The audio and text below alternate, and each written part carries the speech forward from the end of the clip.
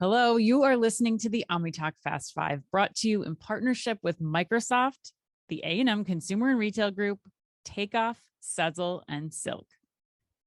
The OmniTalk Fast Five is the podcast that we hope makes you feel a little smarter, but most importantly, a little happier each week too, especially this week. Today is November 23rd, 2022. Happy Thanksgiving. I'm your host, Ann Mazinga. I'm Chris Walton. And we are here once again to discuss all the headlines making waves in the world of omnichannel retailing. And Chris, we're a little early this week. We're celebrating the Wednesday before Black Friday. Yeah, I know, Ann. I'm pretty pumped. Like, it's the highlight of the year for retail. It's like when we get the most coverage, when everyone's a buzz, a glow. When people care about the industry that impacts the majority so many of the lives. country. Yes. I don't know how many adjectives or adverbs. I don't know what that is. A buzz, a glow. Like I can use to start with the letter A, but I'm going to try throughout the show. Okay. Maybe. I don't know. It'd be kind of tough though. I think that's already played out. I think you should move on. I should just keep going. Figure something else out. Right. But seriously, what is on, like, do you have anything on your Black Friday, Cyber Monday? I mean, let's just say October through December list that you're going to be purchasing. That seems like a leading question, Ed. I'm guessing you do. I honestly don't. My only wish this year is that my household can go 1 month without being sick. Oh my God, you guys have been sick for so long. We've been sick. Someone's been sick in our house for like 3 or 4 weeks. We just got the flu. I was just getting a CAT scan this morning. Like, yes, loyal OmniTalk listeners got a CAT scan this morning. We're back here podcasting today before Black Friday. Like, yeah. But no, I don't have anything in. I just want to. Not one thing. I really don't. No hoodies. No, nothing. No hoodies. No, nothing. No Tom Brady Team 12 or whatever. No. He's kind of lost his luster with me, Ann, as we've talked about. You and Giselle both. I know, right? I mean, he's kind of into himself a little bit. Oh my God, but what about you? I mean, I know you do. I know you do because I can tell by the way you're asking that question. Yes, I do. I did a lot of purchasing last night, like because all these sales have started so early. It's been kind of nice. So these are purchases for yourself. Some okay. Purchase, all right. Some purchase for myself. Okay. But one thing that I'm going to be buying is Hijinks ice cream packets. I'm getting them for all of my nieces and nephews and my kids. It's like this powdery mix. You add milk to it and you get to I've put in old Halloween candy. You get to like make all your own ice cream. Make flavors. Like a Blizzard, right? They're doing, easily. Yeah, they're a great small brand. They're doing their own like promotion for Black Friday. So you should check them out.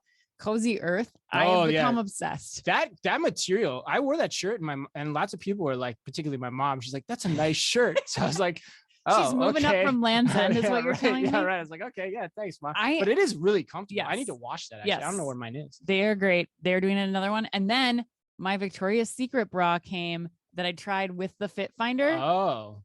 It came. First Victoria's Secret bra I've had that has fit as well as this bra. Hold the phone. I think I may be ordering more, which is a shocker. They got me back, Chris. I went away. Phone. Wow, that's left. Great. So that's great. This is a PG podcast, and let's keep it PG. I mean, it's a part of women's bodies, Chris. My God. But that's awesome. That's great news. We just covered that story last week, right? Yes. And it fits. Yeah, I am honestly surprised. Oh man, you're gonna be the biggest evangelist for this. We got to show how that works then. We got to shoot a video of that. I do. Sure. I will send that to the loyal OmniTalk fans. But Chris, speaking of video, this week we have one of my favorite comments 100% of all time.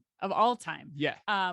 We recently received this comment I guess it was a little bit a while ago, but in our YouTube video showcasing the Amazon Just Walk Out technology, a number of people were excited about this. We're not excited about the technology. We're not. They weren't excited about the technology, right?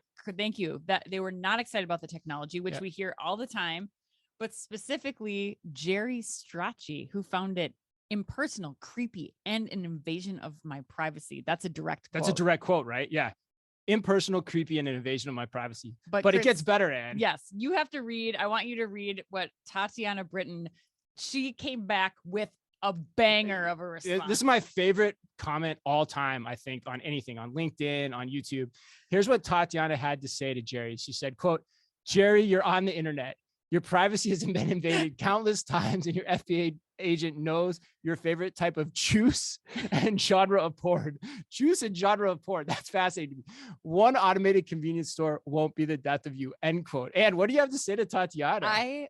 Love you, Tatiana. You are my hero. Oh my God, yes. This is one of my favorite comments of all time. Keep commenting, keep it coming, because you bring laughter and joy and you make everybody's lives a little happier too, which is our goal at OmniTalk. That's right. The data's out there, OmniTalk fans, on you from juice to porn. That's the key takeaway today as we head into Black Friday. This is a PG show. Right. I know, right? We're starting Can't off. talk about bras. Starting off gold. Juice and genre of porn is totally fine, apparently. But the other thing, Ann, about YouTube is we are actually only 8 subscribers away from being able to monetize our YouTube channel. So if you're listening and you haven't subscribed to our YouTube channel, do us a favor, click over to OmniTalk Retail on YouTube, hit subscribe, help us get over that hump. We're very excited about it. I feel like the videos that our children watch, like check the link down below, hit subscribe, bro. Yeah, but we get some good heat, like the heat on the 7-Eleven video that we did a video of their 7-Eleven Evolution store. If you get a chance to look at that, it was in our newsletter earlier this week too. But yeah, lots of great content coming. We still got 4 or 5 videos coming from our Dallas trip in addition to 7-Eleven. But all right, let's not beat around the bush anymore. Let's give this the old a college try. Did that work? No, a college. All right. Today's Fast 5 headlines are brought to you with the help and support of Manifest. Manifest, the Who's Who conference in supply chain, is January 31st to February 2nd in Las Vegas. OmniTalk fans can still save $200 on their registration by heading to manifest/OmniTalk. That's MANIFE.ST. Again, .ST. That's really important. /OmniTalk. Go check it out. Register today. And don't forget, Nelly's closing out that conference. Oh, yeah. In today's Fast 5, we've got news on Amazon pulling up its Cyber Monday deals, Best Buy's virtual store, Shop Premium Outlet's further expansion of its brand portfolio, Sweetgreen's plan to build a fully robotic store, not just one, actually 2. But first, we take off with big FU news out of Sam's Club this week. And oh my God, I love this story. Me too. So headline number 1, Chris, Sam's Club announced this week that they plan to drop the price on their hot dog and soda combo to $1.38. According to Progressive Grocer, the lower cost undercuts fellow competitor Costco's own iconic $1.50 hot dog and soda combo, a combo which Costco's CEO has vowed to never increase, saying that it would remain at $1.50 forever on an earnings call this past September. The price of that hot dog at Costco, the hot dog and drink combo, has remained $1.50 since the 1980s. Chris, why did you love this story so much? Oh, and I love this story because it highlights when Walmart is really good. Okay. Like I'm going to tell you a personal anecdote here. So back when I became the buyer of seasonal bath and rugs at Target, I remember my mentor at the time, or my boss at the time, saying, Chris, you never want to set the price overtly against Walmart because they will get you in the end. And that's essentially what happened here. Like basically Costco tried to get all this PR from like the $1.50 hot dog and soda combo. And Walmart saw that and said, you know what? F you, we're going to do this better. Yeah. We're going to go $1.38, which is typical Walmart ending. And now Costco has to respond here, you know? And so what's Costco going to do? Leave it at $1.50? I doubt it. I don't know. I don't know.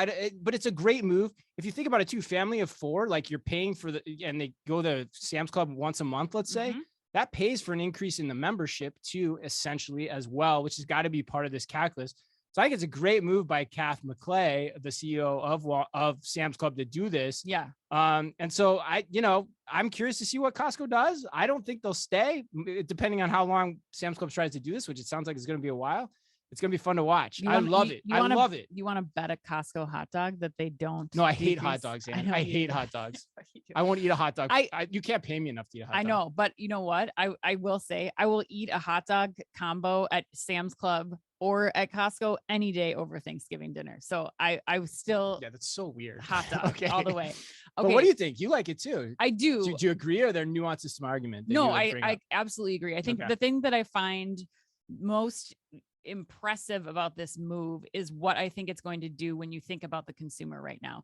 Yes, it's just a hot dog, but 12 cents less for the hot dog. I think in a consumer's mind who's facing inflation right now, and as they're thinking about where they're going to spend their money, 12 cents less on the hot dog gets me thinking like, well, if things are 12 cents less for the hot dog, then they're probably 12 cents less or $12 less. Who knows, when you get the similar types of products that you're stocking up on, and might get some new people to come through the doors of Sam's Club versus Costco. So I think it's a brilliant move. we're going to see a lot more people trading down and looking for these deals. And when you add up, a monthly basket at Sam's Club or Costco, and everything is a little bit less money, but still the same quality or comparative quality at Sam's Club, I think this could get more people in the door. And brilliant move, Kath McClay. It's just a hot dog to some, but I think it means so much more. Well, you get a lot of free marketing out of it, right? Yep. So that's great. The other point about it, I just real quick before we move on to the second headline, is like, I think it's also like another indication of just how creative and inventive Sam's Club is. Mm-hmm. Like, you have to remember, Sam's Club, you can shop that club, scan and go. Yes.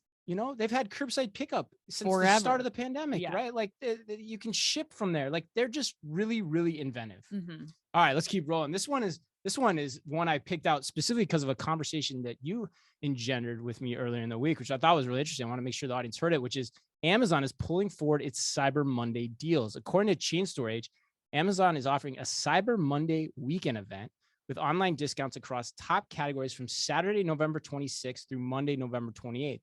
And customers can check back for surprise deals dropping every 30 minutes during select periods of the 3-day event. I will be doing that, Anne, while I'm with the in-laws in Vegas this weekend. Yes. I'm working. Sorry, guys. I'm on my phone.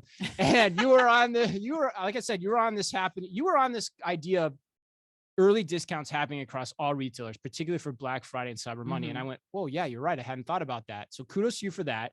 But my question to you on this, comes to you directly from A&M this week. This is the A&M put you on the spot question. Quote, we're going to treat this like a school pop quiz, Anne, and see if you've been paying attention or agree with us at A&M CRG. Yeah, I never did well at those. Thing, right? No. With challenging financial outlooks this holiday season for retailers not named Amazon, what actions can and should they be taken now for holiday and post-holiday? Or as I interpret that as well, do you think this is a smart move from Amazon? Yes, brilliant move from Amazon. They can do it. We just put out the 5 insightful minutes with Hemant Kalbag of the A&M CRG. So check that out, because he does a great 5-minute overview of what's going on, what the situation is as retailers head into like how retailers are supposed to survive. Exactly. That's the whole premise of it. And I was paying attention. A&M retailers should be pop quiz hot shot closely and quickly evaluating cost structure, discounting strategies, and what to do with excess inventory. I think I passed that. But you're right. Like, we started to see all these retailers start their Black Friday, like the pre-Black Friday stuff, like even early into last week and this week, and in store, they've been doing the same thing too. A lot of the major brands. But I think now this is going to continue to happen, because Amazon once again is saying, nope, we're going to change the game. It's not just going to be Friday. It's not just going to be Monday. We're going to be doing all these things. And now retailers are going to have to compete. And they should be. I think what we learned from Hemant and what we're seeing is that with all this excess inventory, retailers have to be really closely evaluating, like, how do we get rid of all this inventory? What are we going to do? Do we clearance it out now? Like, what are the consumers How steep do we go? Yeah. What is a consumer to do in this situation? Because I think that's a really interesting thing too here. Like, you have some retailers offering, price matching through the end of the year, starting in October, as a means to try to solve this inventory problem and to provide these deals without getting consumers upset about, like, okay, I bought the Legos on Black Friday. That's supposed to be your deal. And now, December 13th, you have an overstock, and now they're blowing inventory out at 60% off or something. So I think that retailers they have to be so careful right now to maintain the consumer confidence to keep spending, but also not to, also to deal with this problem that they have of overfilling back rooms. You're bringing up good points. Like, it's kind of a new algebra, a new math for retailers this holiday season, especially those that are very embedded to the price match guarantee throughout the season, with all these early discounts starting earlier than usual. The other 2 points I'd bring up is, one, I think the discounts are starting earlier for 2 reasons. One, people are concerned about the inventory, but 2, the price points are higher probably than they were last year on those same goods. So there's more room to discount them than traditionally. And I think the retailers have been taking a little bit from the consumer on that. It hasn't been a 1-for-1 increase with costs on price, would be my hunch, because that's how retailers play the game. But I think the other thing is, other than discounting and canceling inventory that's on order, there isn't much you can do. Right. Which is what I took away from Hemant's conversation too. So the thing that you have to do as a retailer is start to prepare for the inevitable Q1 exercise that is cost cutting and restructuring your organization. Right. That's all you can do at this point, because the data that scares me that I heard from that conversation is this: unit sales are down, particularly year over year already in grocery. So there's no reason to believe they won't be even further down to last year in discretionary seasonal items as we go through the holiday season, which means anyone who bought their holiday goods on par or above last year is in for some trouble. And there are a lot of retailers sitting very heavy to last year on inventory relative to their sales comps too, particularly Target, Walmart. Macy's actually probably looks the best prepared for this. Which is a whole nother subject, which hopefully we can get to later, but or at another show here in a few weeks as we watch this play out. But you know, we just haven't seen, there's a lag effect in that data when you start talking about inflation, and we haven't seen it yet. But my hunch is when you put that kind of lens on it, where you look at unit movement in grocery, what does it mean for discretionary unit movement here in this season against retailers' inventory compared to last year? We haven't seen it, but the bloodbath probably is likely coming when you put it in that context. Yeah, absolutely. Best Buy just put their, we just saw their results this week. We're going to talk about them in the next headline here. And they're in a pretty good position. Yeah, they actually increased their forecast. Them and Dick's actually this year. They're kind of the anomalies. Right. All right. Let's go to headline number 3. Best Buy, as we mentioned, has a new virtual store, and that store bridges the online and in-store service divide. According to our own Minneapolis Star Tribune, Best Buy has converted a 40,000 square foot warehouse in Bloomington, Minnesota into a full-on virtual store. One area, Chris, is even a gym staffed with personal trainers and equipment. Another space is dedicated to Microsoft laptops and devices. There are even cubicles for staff to have more private conversations with customers as well. And last but not least, Chris. Racy private conversations. I mean, about electronics and video games and appliances. Hearing aids. Yes. Yeah. all grills. Last but not least, though, Chris. Yes. Ring lights and movable cameras and computers are everywhere. This is you have to have ring lights. This is just in this like day and age. QVC times 1,000. It's like it's like the benchmark now. You have to have a ring light. If you're gonna do anything, it has to be lit up by a ring light, right? I know. It's insane. Okay, Chris, what are your thoughts on the Best Buy virtual store? I love this idea too, Ann. Okay. I think this, here's what's really cool. This was a big unlock for me as I was preparing for the show. I think it takes the idea that we've heard a lot about, like, which is in-store clienteling, but it pluses it up in 2 ways. One, you get scale because you can do it through this location versus asking every one of your associates to interact with customers across the country. So that just makes sense. And then the other point that I love about it is it gives a consistent experience. All these people can be trained the same way to handle calls the same way, which again is really hard to do when you've got 40, 50% job turnover in your stores, asking them to handle this. And the retailers also have concerns about the quality of that, like giving those tools to their frontline employees, which I think actually is sometimes really well-founded. So I think this gets over both those humps. And so to me, it's a natural bridge to get the same in-store service that you're expecting from Best Buy, but doing it online. So I'm not surprised to hear that one part in the story was that Best Buy seeing a 20% increase in customer satisfaction since unveiling this virtual store idea. So I think it's a great idea, actually, like, especially when I think about like firework in the context of the conversations we've had with live stream shopping, being able to light that up through a place like this. I think it's going to be something we start to see more people do. I can't understand why you wouldn't try to do this. Yeah. Well, I especially like it when you look at Best Buy in comparison to buying something from Amazon. I think that there's some like brand equity that you're getting in these people and the investment that Best Buy has made here that is great for kind of setting Best Buy apart, or like feeling like a little bit more confident in your purchase. Higher consideration purchases. Exactly. But I love this not just for pre-sale, but also for post-purchase and upselling. And I think that's the other thing that we're not thinking about here. Like, so much of the focus of this story was on how this is increasing revenue for Best Buy. But I think that the opportunity to leverage the same team to support, once you get that product in the mail and you're starting to use it and you have questions, like there's the opportunity for follow-up to sell more add-ons to those things. But also, I also like that Best Buy can get more content from this too. 100%. I mean, they can be recording these things. They can be putting them out on product detail pages. They can be putting them out as, content for the YouTube channel. Like you don't, it doesn't have to be one-to-one demos. It can start out that way, but because it's being recorded, it can be one-to-many. I love that idea. also, I think the third point is this is great preparation for Best Buy.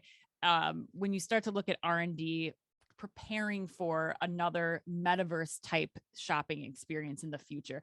Not that that's going to be here or that this is doing that. I'm just saying, like, you're learning a lot about how you're communicating with your customers virtually and how you can continue to improve that experience. Yeah, I agree with that last point. I think I would say if I was giving Best Buy advice, I'd be like, I wouldn't look at that at all at this point. I think you'd agree. Like, just do what you're saying, get the scale, get the better customer service, get the post-purchase sales, uptick from the relationships you're going to have with people. Focus there first, right? The metaverse could come later. I was talking to somebody yesterday, I mean, like the metaverse, it still feels like 10 or 15 years out too. But yeah. All right. Awesome. Let's keep rolling then. Headline number 4, Shop Premium Outlets has grown the stable of brands within its portfolio. According to Access Wire, first timer on the show, Intermix will join Shop Premium Outlets, the joint venture between Simon and the Gilt Group, as the latest world-class name in a family of brands offering incredible value to shoppers in a digital shopping experience. Beginning 11/21, Intermix brands will be available to Shop Premium Outlets customers at an additional 40% off through 11/30, November 30th. Inventory varies by brand and is only available while supplies last. Shoppers can find hot deals from Intermix labels, including Mother, Zimmerman, A. Goldie, Veronica Beard, and more, all from the convenience of shopping from home or on the go. And you fought for this headline this week, and I thought it was brilliant. Again, I thought you had a really insightful takeaway here. Why'd you fight for this? I really like this because these are high-end brands. These are like brands you see at boutiques, some at Nordstrom, like that's a little bit more mainstream, but typically these are like brands that you're only seeing in your local, like high-end boutique stores. You don't have a good selection. Now this is coming into the Simon, like the off kind of price market, which is not something typical unless you are seeing this on like a Rulala or Gilt or some kind of flash site like that. And so this tells me that, one, it's not just big box and mass retailers who are dealing with inventory overages, that this is hitting the luxury market too. And this is one of the first examples that we're seeing, I think, where it's like, okay, we got to figure out this problem and who are we going to go to without losing brand equity. So like, how do we still maintain the luxury brand equity, but how do we get rid of this inventory? I also like this because this is giving brands some insight into whether or not it might make sense to go into a physical outlet store at some point in time too. Right. They get to test online, see where the demand is, and then they can move potentially into physical outlet malls, knowing which brands to keep online, which brands to potentially move into the offline space. So I love this move. I think it's really smart. And again, really difficult for luxury brands to do without going like bargain basement and losing that brand equity. Yeah. And they're probably still loath to go into store ultimately, for that reason. They don't want to be associated with the outlet mall experience. Right. Exactly. But that's why I think you're really onto something here. And God, we've been like very congratulatory in this podcast. We haven't ranted or been negative about anything to this point. Not yet. But I think you're onto something because, well, first of all, we've long espoused the idea of a digital mall. Mm-hmm. And for outlet shopping, as I sit back and think about it, and your points are right, because it makes even more sense. Mm-hmm. Especially when you think about all the liquidation coming to brands in general off of the headline number 2 this week that we just talked about. So I think kudos to you, my friend, for having the clairvoyance to see this trend. I think it's a smart play. Shop Premium Outlets is by far and away seemingly the leader in trying to make the shoppable mall idea come to life as well. So. And the deals are hot. That's another thing. I looked at it yesterday and I was like, holy cow, this is an additional 40% off. I mean, you can get $800 jackets for like $100 or something. It's crazy. Like I could not believe it. It gives you a whole cart. I mean, I can remember from my days at the Gap having to work with outlet and get the jobbers to sell the inventory. And like this gives you a whole nother path to approach that problem without the logistical overhead of having to stand 100%. up your own store in an outlet mall. Right. All right, Chris. Headline number 5: Sweetgreen plans to launch 2 robotic restaurants next year. According to Expedite, another first timer, I think, on the Omnitalk Retail Pod.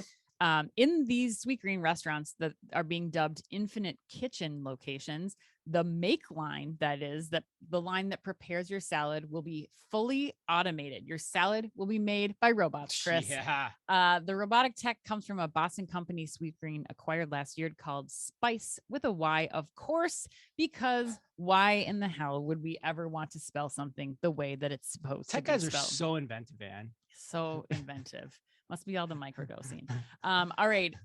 This is built as a way for Sweetgreen to scale quickly while keeping costs in check. Chris, would you eat at a restaurant where a robot makes your salad? Glad you said it that way.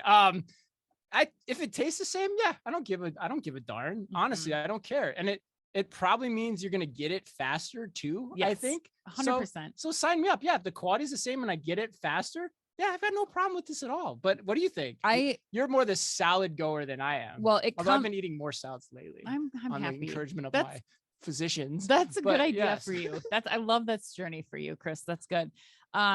It comes as no surprise to any of the listeners of our podcast, but yes, I'm all for robot preparation. Like you are. It's especially not in like your restaurants, your sit down restaurants by any means, but in these kinds of situations, like Sweetgreen allows exactly 1 cup of product. It's not like it's not like somebody's like, this is the old Subway days where they're kind of slapping stuff on. It's like we have pre-measured, like the cost of ingredients, the cost of marketing these places is so like dialed in. Right. You're not going to get any variation. So just come get your salad. There's nothing I hate more than order whatever they're called, make lines. Yeah, like the Chipotle line or the Sweetgreen. I hate 100%. I agree. Why? Because I hate them too.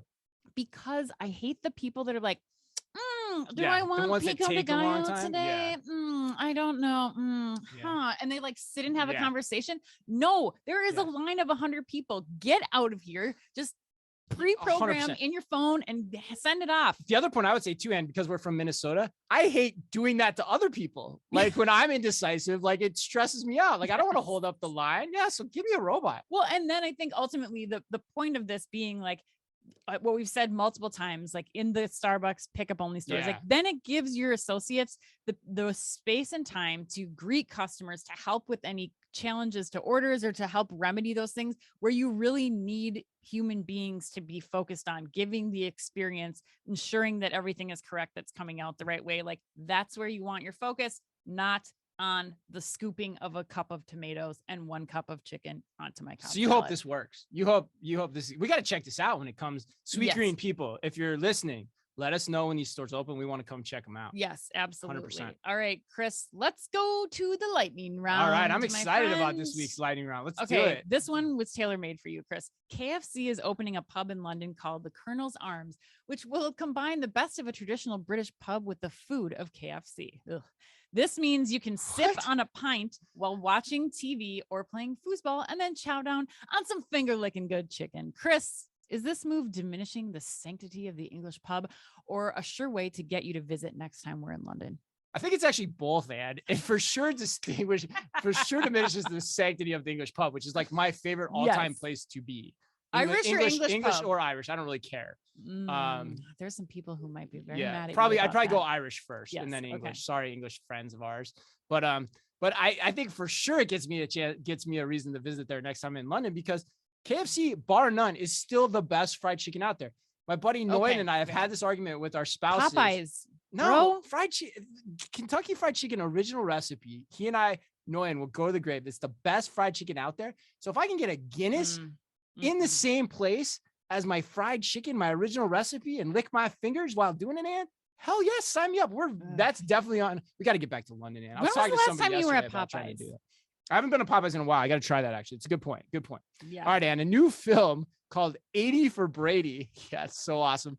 Chronicles the tale of a group of octogenarian friends starring Lily Tomlin, Sally Field, Rita Moreno, and even Jane Fonda, who have made it their lifelong mission to go to the Super Bowl and meet NFL superstar Tom Brady.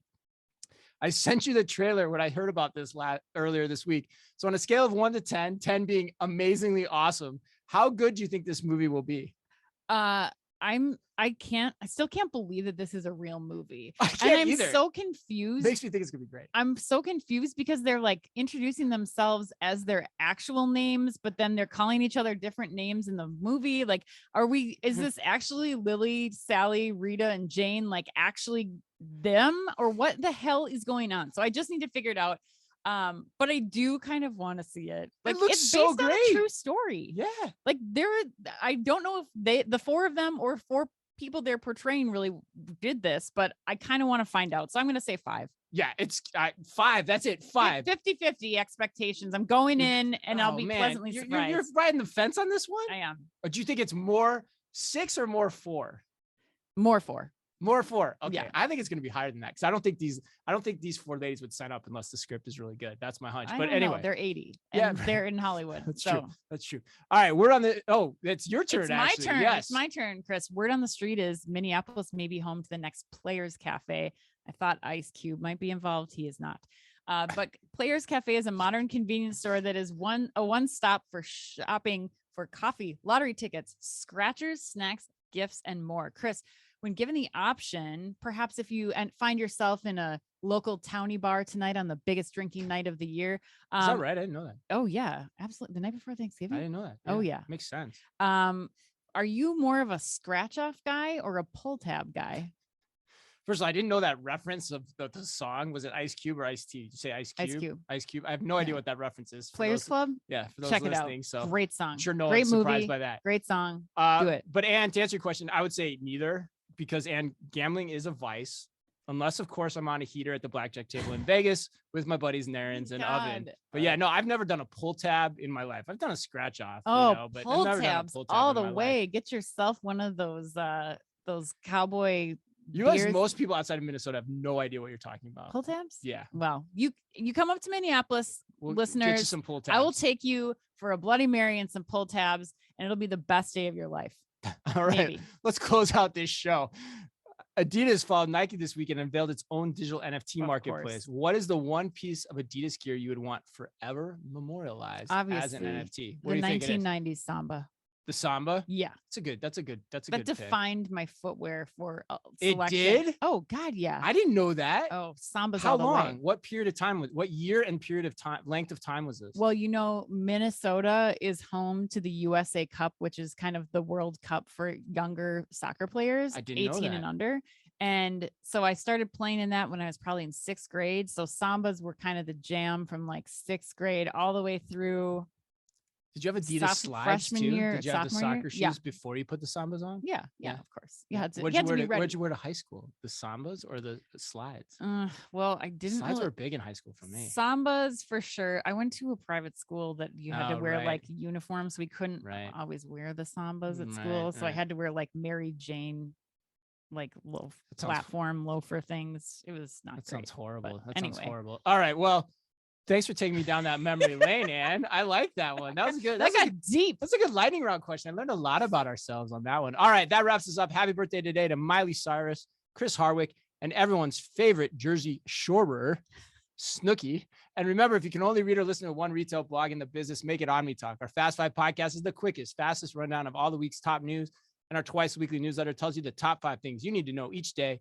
And also features special content exclusive to us.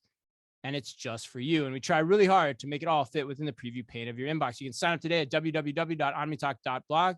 Thanks as always for listening in. Please remember to like and leave us a review wherever you happen to listen to your podcast or on YouTube. And on behalf of all of us at OmniTalk Retail, as always, be careful out there and have a wonderful Thanksgiving holiday. The OmniTalk Fast 5 is a Microsoft sponsored podcast. Microsoft Cloud for Retail connects your customers, your people, and your data across the shopper journey, delivering personalized experiences and operational excellence. And is also brought to you in association with the A&M Consumer and Retail Group. The A&M Consumer and Retail Group is a management consulting firm that tackles the most complex challenges and advances its clients, people, and communities toward their maximum potential. CRG brings the experience, tools, and operator-like pragmatism to help retailers and consumer products companies be on the right side of disruption. And Takeoff. Takeoff is transforming grocery by empowering grocers to thrive online. The key is micro-fulfillment, small robotic fulfillment centers that can be leveraged at hyper-local scale. Takeoff also offers a robust software suite so grocers can seamlessly integrate the robotic solution into their existing businesses. To learn more, visit takeoff.com. And Sezzle. Sezzle is an innovative buy now, pay later solution that allows shoppers to split purchases into 4 interest-free payments over 6 weeks. To learn more, visit Sezzle.com. And finally, Silk. The Silk Cloud DB virtualization platform is a virtualization layer between your workloads and the cloud. It helps you scale your cloud without scaling your cost. Visit silk.us to learn more.